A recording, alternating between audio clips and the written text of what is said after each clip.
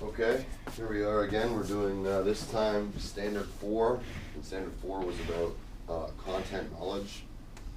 I found this one to be a little bit more straightforward and a little bit easier than the other standards that we've done just for implementing them into the classroom. The first part of the standard talks about representations and explanations. The main idea of this part of the standard was, does the candidate effectively use multiple representations? And I made a Prezi where I had lots of different pictures and videos, and got into discussions about the new vocabulary that we were learning. The second part of the standard was building on students' prior knowledge. And because our topic was about the age of imperialism and colonizing, I talked about how Japan had colonial rule over Korea, and built on that ideas, which helped give them a better understanding of what was going on in Africa and during the scramble for Africa. The next part we talked about instructional resources. And for instructional resources, it says, does the candidate evaluate and modify the material that they were given? So with the book, there were some things that I thought could have been better represented, and the one thing we took a look at was the steam engine, the train. I showed a video of it, and just the power and how loud and how much smoke and how much, like how big some of them were and how much weight they could move. I think it really helped them give them a better idea of how important the steam engine was for imperialism. And just letting them be able to see it, I think, was a lot better than just, seeing a picture of it. Letting them be able to hear it and see it move. The next part was student misconceptions. This one was kind of tricky, but I ended up just showing a picture of modernized Africa.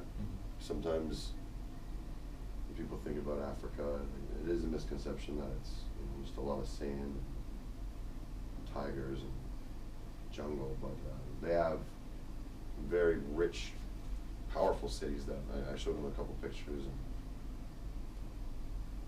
helped with that misconception. The next one was technology for instruction. I got out tablets again. I had them work in groups to make academic sentences for questions. And the thing that worked out kind of coincidentally was I think there were groups of 2 or groups of 3. There was only 4 questions, so I just numbered them up. You're doing question 1, 2, 3, 4, 1, 2, 3, 4. And it worked out perfect that there was 8 groups. So I was looking forward to seeing the differences in their sentence structure and be able to compare them. But the bell ended up ringing, so we'll be taking a look at that at next class. But I think it'd be good to hear 2 groups work on the same answer to see the differences, right? And the last part was talking about academic language. And I kind of hit on both technology and academic language by having them use the tablets and having them use a thesaurus. I don't really think that went as well as I wanted it to. I think I had to tell them, if I don't see a thesaurus on your tablets, I'm going to be taking it away, because sometimes they got a little bit distracted. Anytime you bring tablets in, it gets distracting. But some of them were using the thesaurus, but I don't know. We'll see how it goes. I think they were struggling a little bit in the group work with getting started. They didn't know who was to do what. But I saw they were working together and getting their sentences. I made it very vocal that just write down, like, the answer is in the book. Like, just, I want you to get down a sentence and then improve upon that sentence by either using a thesaurus or just using what you know. So overall, I think the lesson went pretty well. Yeah, this was, yeah, you kind of knocked this one out pretty quickly. This was like, you kind of had all the ideas ready to go at the start, so I think it worked out well. Yeah, it was, this one, like I said, was a lot easier to get into the classroom than the previous ones. I think it was a good, I think the history class was a good choice too. I think that's, yeah. maybe a strength. It's perfect for content, yeah. Content knowledge. History is very easy to manipulate. And that's a luxury that I have with classes that I teach. I can see what standard will work best with what subject, you know. Right. So it makes things a lot easier.